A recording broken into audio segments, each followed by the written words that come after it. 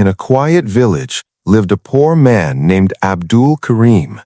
By the standards of this world, he owned nothing, but in his heart, he carried something priceless, an unshakable trust in Allah. He lived in a small mud house with his sick wife and his 7-year-old son. That was his entire world. He worked as a daily laborer. Whatever he earned, he spent on food for his family. But one week, everything changed. For several days, he found no work, no income, no food left at home. One evening, his son looked at him with tearful eyes and said, "Father, will we eat today?" Those words pierced Abdul Karim's heart, but he said nothing. He gently placed his hand on his son's head and remained silent. Night fell. The house grew quiet. His wife and son fell asleep. But sleep did not come to Abdul Karim. He stood up, made ablution, and stood on his old prayer mat. He raised his hands and cried, not loudly, but with a pain that only Allah could hear.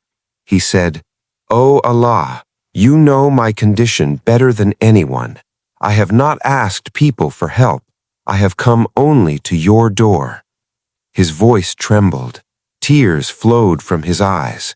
He said, "My Lord, I do not ask for wealth. I only ask for one meal for my hungry child." That late-night prayer was silent, but it was heavy with sincerity. Just before dawn, there was a soft knock on the door. Abdul Karim was startled. He opened the door and froze. In front of the door was a basket. Inside it were rice, lentils, cooking oil, and an envelope.